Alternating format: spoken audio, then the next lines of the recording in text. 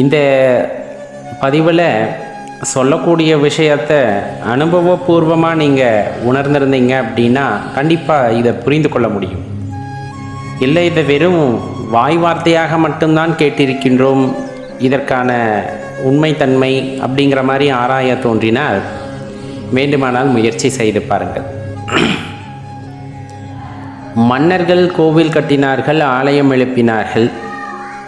இன்னும் மகான்கள் ஆலயம் எழுப்பியிருக்கிறார்கள். சித்த புருஷர்கள் எல்லாமே சிவலிங்கத்தை நிறுவியிருக்கிறார்கள். இதெல்லாமே நாம் அறிந்தது தான். நிறைய இடங்களில் சொல்ல கேள்விப்பட்டிருப்போம், சிவனை வழிபடுறதுக்கே பல கோடி ஜென்மங்களில் புண்ணியம் செய்திருக்க வேண்டும் அப்படின்னு சொல்லிட்டு. அவ்வாறு செய்திருந்தால் மட்டுமே நம்மால் சிவனை நினைக்க முடிகிறது, சிவனை வழிபட முடிகிறது அப்படிங்கிறத தெள்ள தெளிவாக உணர்ந்துக்கணும். அப்போ நிறைய புண்ணியங்கள் சேர்த்துட்டோம்.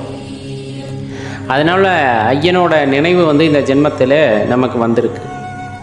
சரி, வந்த நினைவு அப்படிங்கிறது எப்படிப்பட்டது அப்படின்னா, அவரை இறுக பற்றி கொள்ள வேண்டும் என்ற நினைவா, வேண்டினால் தருவார் அதனால் வேண்டுகின்றேன் என்ற நினைவா, எல்லாமே அவர்தான் என்ற நினைவா, சர்வேஸ்வரா அப்படின்னா எல்லாத்தையும் மறந்துடக்கூடிய அளவிற்கான அந்த ஒரு தன்மையா அப்படிங்கிறதெல்லாம் அவரவருடைய கர்ம வினையை பொறுத்தது.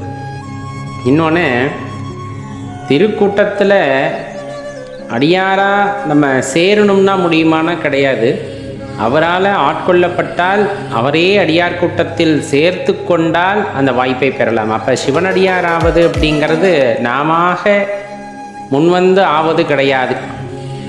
எந்த ஒரு க்ஷணத்தில் இறைவன் சிவபெருமான் ஒருவரை ஆட்கொள்கின்றாரோ, இவனை அடியானாக பெறுவதற்கு நான் மகிழ்கிறேன் அப்படின்ட்டு உங்களை அந்த அடியார் கூட்டத்தில் சேர்த்துக்கிட்டால் தான் நம்ம சிவனடியாராகவே ஆக முடியும்.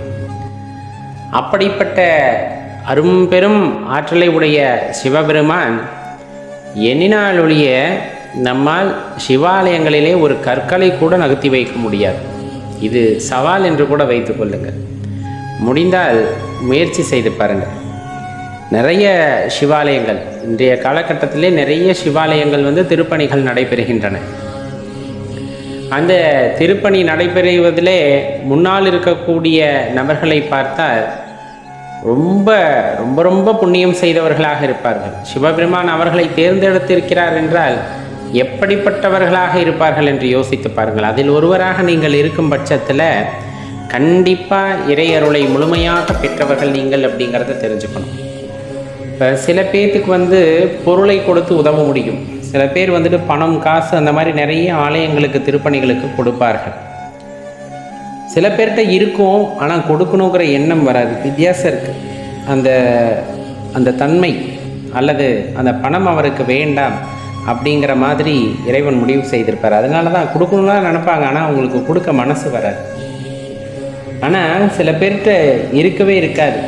தன்னிடம் இருக்கிற பொருளெல்லாம் விற்று பணமாக்கி கொண்டு போய் கொடுப்பாங்க.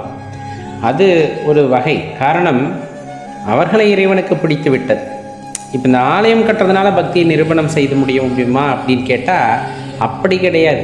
ஆலயம் கட்டும்போது 100 ரூபாய் கொடுக்குறனால அவர்களுக்கு உயர்ந்த பக்தி அப்படின்னு எடுத்துக்கலாமான்னு கேட்டால் அதை வைத்து நாம் ஊர்ஜிதமாக சொல்ல முடியாவிட்டால், அதை கூட செய்ய முடியாமல் ஒருவர் இருக்கிறார் என்றால் இந்த இருவரில் ஒப்புமை அப்படிங்கும்போது இவரின் பக்தியானது உயர்ந்தது தான் அப்படிங்கிறத தெரிஞ்சுக்கலாம். இன்னொன்று, இறைவனின் அருளை பெற்றவர், அதனாலே அந்த 100 ரூபாயை கூட அந்த இறை பணிக்காக அவரால் கொடுக்க முடிகிறது அப்படிங்கிறத தெரிஞ்சுக்கணும். இப்போ பணம் மட்டும் கொடுத்தாதானா அப்படிங்கிற அந்த கேள்வி வந்துருச்சுனாலே ஒரு விஷயத்தை தெளிவாக தெரிஞ்சுக்கணும். பணத்தை காட்டிலும் மேலும் அதிக ஆற்றல் உடையது, கொடுப்பனை உடையதுன்னா உடல் உழைப்பு அப்படின்னு சொல்கிறது. உழவார பணி அப்படின்னு சொல்லுவாங்க இல்லையா, இருக்கிறதுலையே சிறப்பான பணி. நம்ம இப்போ சொன்னோம்ல, திருப்பணிக்கு இறைவனோட கருணை இல்லாமல் திருப்பணி செய்ய முடியாது. அதே போல தான் உழவாரப்பணி அப்படிங்கிறது திருப்பணிக்கு ஈடானது. இன்னும் சொல்லப்போனால் அதிலும் மேலானது அப்படின்னே நம்ம சொல்லலாம். அப்படி உழவாரப்பணி செய்கிறீர்கள், உங்கள் உடல் உழைப்பை ஆலயத்திலே செலவிடுகிறீர்கள், அதை சுத்தம் செய்வதற்கு புனரமைக்கிறதுக்கு செலவிடுறீங்க அப்படின்னா யோசிச்சு பாருங்கள். கிட்டத்தட்ட அந்த அடியார் கூட்டமே சிவகணங்களாக இருக்கும். அந்த திருப்பணியில் ஈடுபடுகின்ற, உழவாரப்பணிகளில் ஈடுபடுகின்ற அடியார் கூட்டம் யார் அப்படின்னா சிவகணங்கள் அப்படிங்கிறத தெரிஞ்சுக்கணும். சாதாரண விஷயமல்ல. சிவகணங்கள் சிவனுக்கு சேவை செய்பவர்கள். இந்த பூலோகத்திலே சிவகணங்கள் மனிதர்களாக வந்து இங்கிருக்கின்ற சிவாலயங்களை எல்லாம் புனரமைக்கின்ற பணிகளிலே ஈடுபட்டிருக்கிறார்கள். அதனால்தான் அவர்களால் தொடர்ந்து சிவபெருமானை நினைக்க முடிகிறது, தொடர்ந்து சிவபெருமானை வழிபட முடிகிறது. எங்கெங்கெல்லாம் ஆலயங்கள் சிதைந்து கிடக்கிறதோ, எங்கெங்கெல்லாம் அந்த பராமரிப்பற்று கிடக்கிறதோ, எல்லா ஆலயங்களிலும் சென்று உழவார பணிகளை மேற்கொண்டு இன்னும் திருப்பணிகளை செய்து அவ்வாலயங்களையெல்லாம் வழிபாட்டிற்கு கொண்டு வருகிறார்கள் என்றால் அவ்வளவு ஆற்றல் படைத்தவர்கள் யாராக இருக்க முடியும் என்றால் சிவனடியார்கள். அந்த சிவனடியார்கள் யாராக இருப்பார்கள் என்று கேட்டால் சிவகணங்களாகவே இருப்பார்கள்.